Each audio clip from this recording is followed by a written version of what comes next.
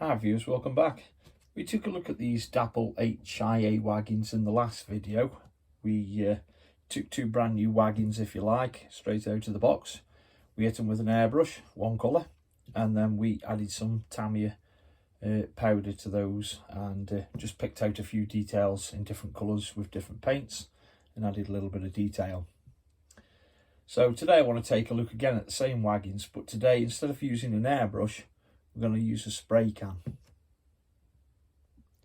It's difficult to imagine the differences between these two wagons actually, but if you look at the wagon closest to us, it's actually quite bright white from new.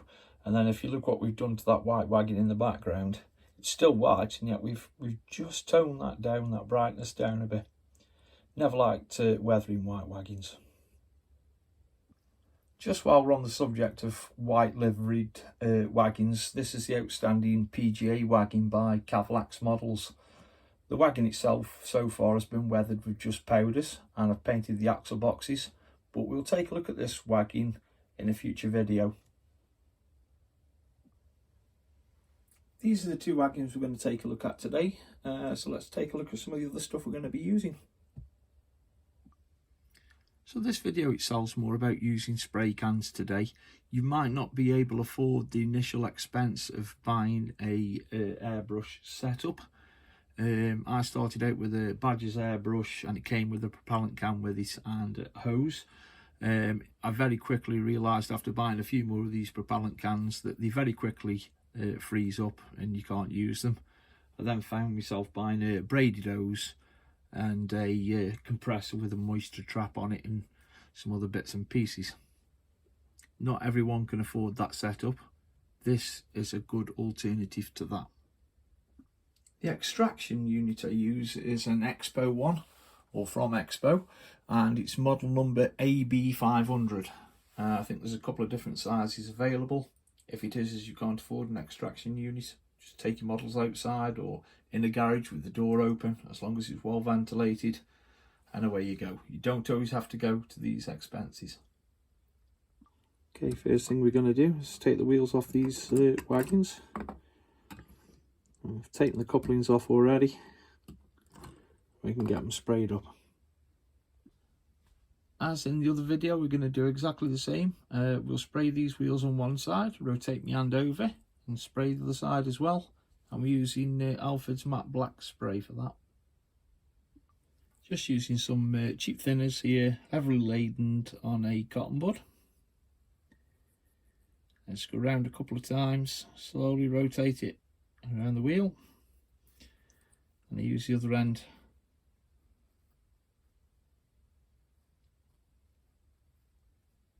to wipe it round.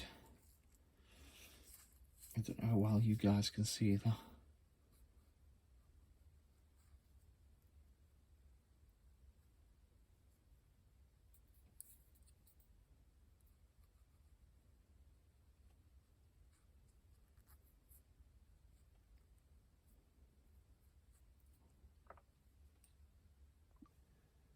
Okay, got the wagon there ready to go. I've given the can a shake for several minutes. I tend to twist these when I'm putting them on, and just a little bit of pressure and your top's on. Okay, we're ready to make a start now. We give the can a good shake, we've got the top on. I'm just going to switch the extraction unit on now, so you might not hear my voice quite the same, and that's not a bad thing. Well, let's see how we go.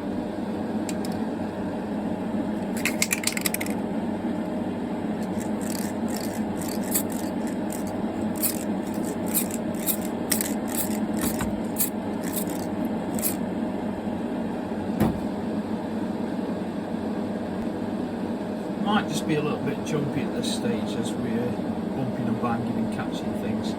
Just giving that very small minute blasts, nothing too heavy on the spray cap.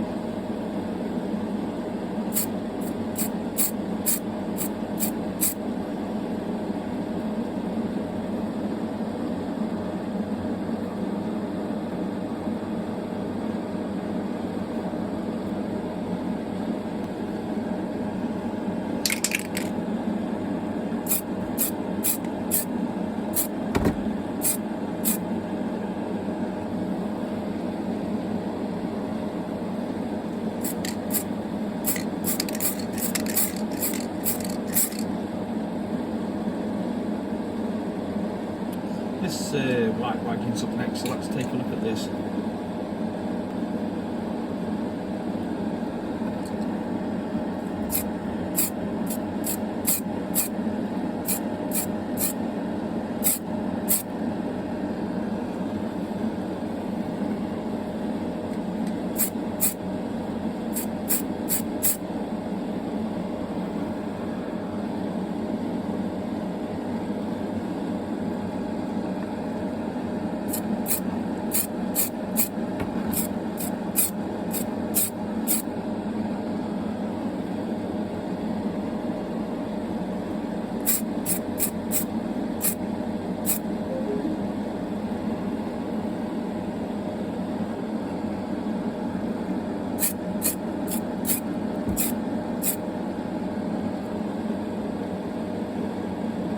I've just taken the cap off the spray can now, and I'm going to clean this out manually with some airbrush cleaner.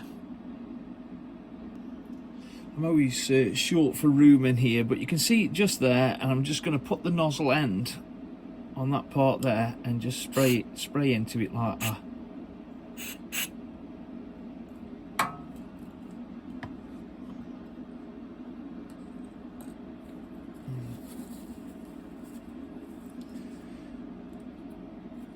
Just put a bit more through it now.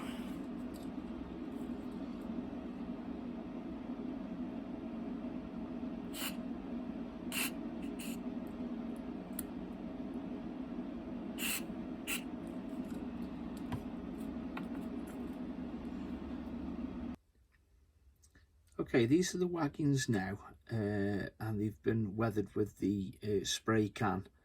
This really isn't a look I'm after, if I'm being totally honest with you. If it was done with the airbrush, this would have been done a lot finer. But it's a different technique now we're going to use to get this paint off. We've used enamel paint, so we're going to take it off with enamel thinners. So for this technique, we're going to take a cotton bud, dip it in some cheap thinners. Then we need to get some of these thinners out of this cotton bud. So if we hold it by tissue paper, that'll absorb some of it. We want to leave some on, but we don't want that bulk of it. We need that taken off. So we just get the cotton bud and we start to rub gently on the wagon, rotating it at the same time in a downward motion.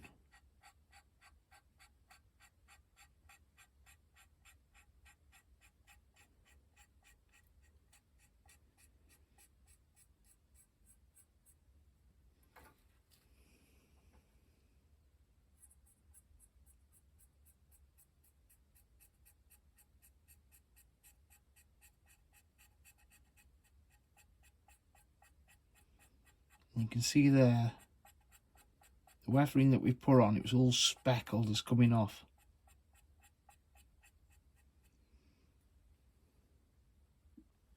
Just try and see if I can do this a little bit better for you and see a bit better what's going on. With this, we can leave little lines down the model. You just see them there.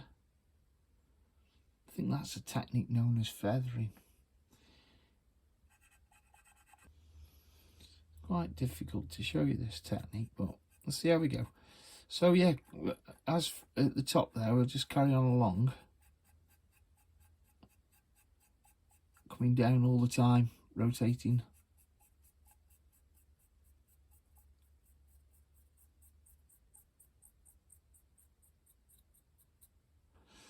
With this, we can take off as little or as much as we want. We can also generate this weathering effect. You can see the stripes down the model just there. It's a bit difficult for you to see, I think.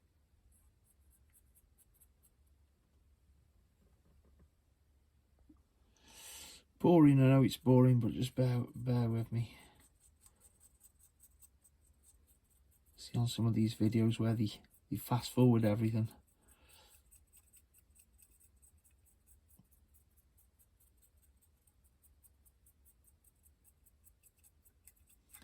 You can see how we're just cleaning this model up here, See, we've got these lines. I'll go back over it again with another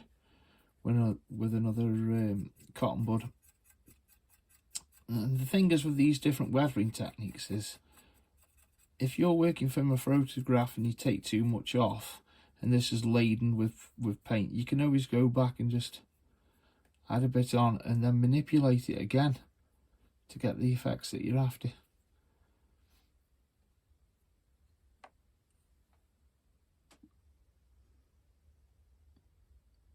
This is our end result on this side. And this is the end result on the other side.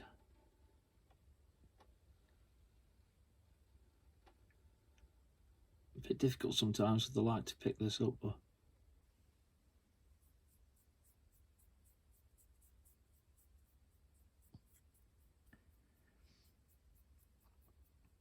another little tip here is, if you get your cotton bud and the ends are really tight, just tether them out a bit with your fingers. Not too much, just a bit. It just means you'll get a softer feel on the model with it. Just try to do that on a bit of an angle for me, that, but I think you can see it better.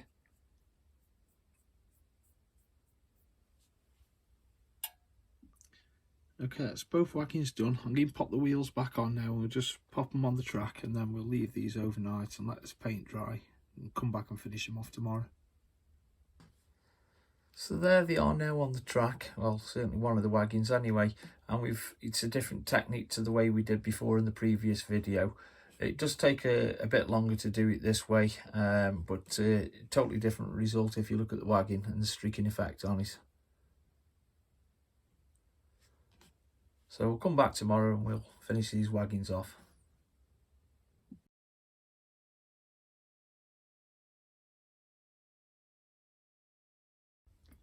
Hi viewers, welcome back. So we've allowed this paint to dry overnight, and today we're just going to finish off. We're going to apply the powders in the same way as we did in the previous video, and I'm just going to pick these out. They're like little tiny anchors on the bogies, but you see some of them picked out in white. And I'm going to pick them out with matte number 34, Umbro matte number 34, and that's an enamel paint as well.